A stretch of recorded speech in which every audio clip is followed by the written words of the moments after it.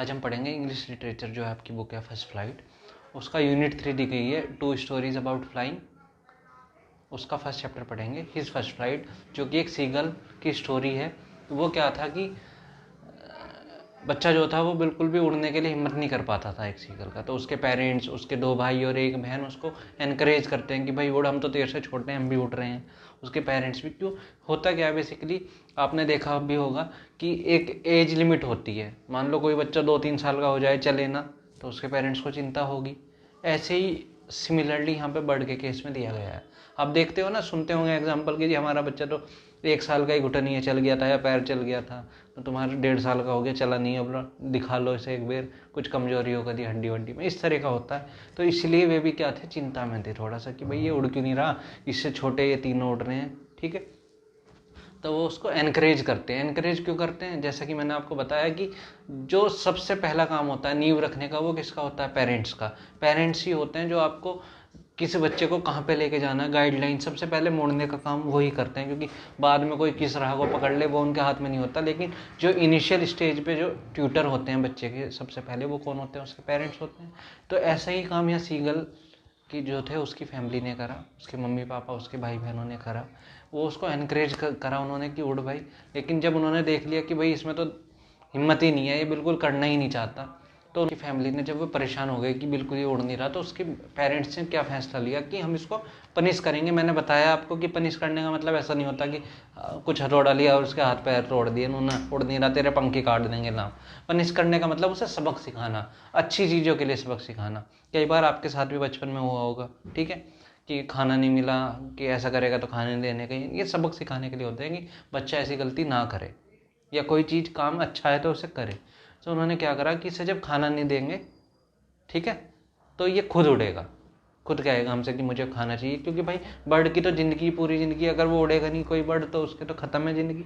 खाना भी ढूंढना है, कुछ भी, सारी चीज़ें, कहीं रहना है, माइग्रेट भी करना पड़ता है। और सीगल तो वैसे भी एक माइग्रेट करने वाली बर्ड होती है, जो मौसम के अकॉर्डिंग क्या करती है, माइग्रेट कर लेती है, इधर उधर चली जाती है। तो फिर उन्होंने उसको पनिश करने का जब फैसला लिया, तो उन्होंने, वो जैसे वो एक चट्टान पे रहते थे, लैज यहाँ पे मेंशन करा हुआ है, ठीक है। नीचे उसके जो भी था तुम्हारा पूरा ग्रीन सी था, समुद्र था। ग्रीन सी का मतलब जैसे आप अभी जाओ हरिद्वार चले जाओ, तो आपको इस टाइम पे पानी कैसा लगेगा, उसमें रिफ्लेक्शन आते हैं लाइट की वजह से, वो ग्रीन जैसा लगता है आपको, ठीक है। एक दूसरा रीजन ये भी है कि वो साफ़ है इस टाइम, तो आपको ग्रीनिश ब्लू सी शेड आएगी कुछ, ठीक है, ग्रीन ब्लू इस ऐसे कुछ रहता है पानी का कलर। तो वैसा ही वहाँ पे मेंशन करा गया है बुक में। तो उस चट्टान को छोड़ के दूसरी तरफ की एक चट्टान पे जाके बैठ गए, जहाँ से वो उनको दिख तो रहा था, ठीक है। अब उसने क्या करा, वो ऐसे ही बैठा रहा पहले, लेकिन फिर जब उसको कुछ घंटे बाद भूख लगने लगी, तो वो कहने लगे कि मुझे खाना दे दो, ये दे दो।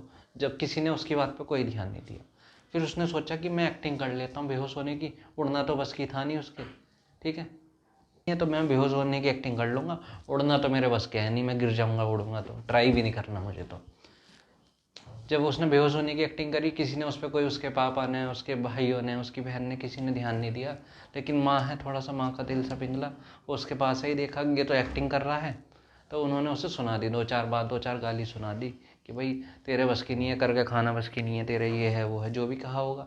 कहते हैं जैसे बच्चों को बड़े होने लगते हैं, कहते हैं ना कुछ करके खा ले, पड़ा रहा है, बिजार सा हो रहा, सांड सा हो रहा, कहते हैं वैसी कही कि भाई तेरे से छोटे उड़ रहे तो उड़ तो सही। भैया उसने कोई ध्यान नहीं दिया, वो जहाँ उनका रहने का ठियासा था ना, कुछ थोड़ी बहुत जगह बनी हुई होगी, उसी में को वो पड़ा रहा ऐसे। लेकिन 24 घंटे बहुत बड़ी बात होती है, वो बिल्कुल भूख से पागल होने लगा, ठीक है, तड़प बिल्कुल, वो बार बार चिल्लाता था मुझे खाना दे दो, खाना दे दो। तो उसकी जो माँ थी, जो सीगल थी, उसके मन में एक आइडिया आया कि क्यों ना मैं इसे ललचाऊँ। जैसे आपने देखा होगा कि कुत्ते को आप बिस्किट डाल रहे हो, तो आप उसको थोड़ी हाइट पे पकड़ लो, कुछ भी डाल रहे हो तो वो उछलेगा वहाँ तक, करता है ऐसे, कोशिश करता है। तो उसकी माँ ने भी सेम ऐसे ही ट्राई करा कि मैं खाना लेकर जाऊँगी। उन्होंने एक फ़िश का मीट का टुकड़ा लिया, स्क्रैप, और उसको उससे थोड़ी दूरी पर लेकर आ गई जहाँ पर वो बैठा हुआ था। तो वो खाने के लिए, वो तो पागल हो रहा था बिल्कुल, वो उसकी तरफ आगे बढ़ा।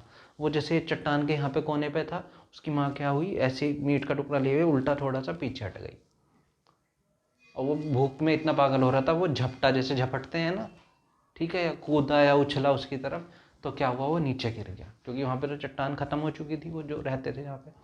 तो वो गिरने लगा, चिल्लाने लगा बचाओ बचाओ। लेकिन बर्ड था, उसके पंखों को कुछ हवा लगी तो उसने फिर उड़ने के लिए उन्हें तेज़ी से कोशिश करी।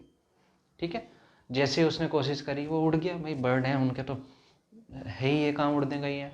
वो फाइनली उड़ गया। शुरुआत में उसे डर लगा तो वो धीरे धीरे थोड़ा उड़ रहा था, लेकिन धीरे धीरे उसे क्या हुआ, मज़ा आने लगा। ठीक है, उसको उड़ता हुआ देख के उसके पेरेंट्स, उसके दोनों भाई, उसकी बहन, वो खुश हुए और वो भी उसके साथ साथ उड़ने लगे। ठीक है, अब उड़ना तो सीख गया और बहुत उड़ा, मन भर के उड़ा। ठीक है, बिल्कुल जब तक बिल्कुल थकने वाला नहीं था तब तक क्या रहा, उड़ता रहा। ठीक है, उसके बाद वो सब लोग लैंड होके, जो पानी था जहाँ पे थोड़ा थोड़ा पानी होता है किनारे पे, वहाँ पे जाके पानी में पैर डुबो के वो बैठ गए। अब उसको लैंड होना भी एक थोड़ा सा चिंता का विषय था कि उड़ना तो सीख लिया भाई, अब मैं नीचे कैसे उतरूँगा। उसने सोचा कभी मेरे क्रैश व्रैश हो गया मैं, तो पानी में उसे डर लग रहा था उतरते टाइम, लेकिन फिर भी उसने हिम्मत करी। और जब शुरुआत में वो पानी पे गया, पानी किनारे पे वहाँ पे, तो उसे लगा कि तू डूब जाएगा। लेकिन थोड़ी देर बाद क्या हुआ, सिर्फ उसके पैर पैर पानी के नीचे गए, वो टिक गए, तो वो क्या हुआ, आराम से बैठ गया। ठीक है, क्योंकि डूबते हैं नहीं, कारण क्या होता है, इनकी एक तो बॉडी लाइट वेट होती है और स्ट्रीमलाइन बॉडी होती है, जो उन्हें उड़ने में, तैरने में, दोनों चीज़ों में हेल्प करती है। ठीक है, फाइनली सब लोग बहुत खुश थे कि आखिरकार इसने अपनी फर्स्ट फ्लाइट, मतलब पहली बार ये उड़ लिया। और सब उसको, उसके जो पेरेंट्स वगैरह थे, वो फिश के, डॉग के मीट के जो टुकड़े थे वो उसको ऑफर कर रहे थे खाने के लिए, दावत के लिए। ठीक है, यही हमारी स्टोरी थी। इससे एक दो क्वेश्चन बनते हैं जो कि आप देख लेना।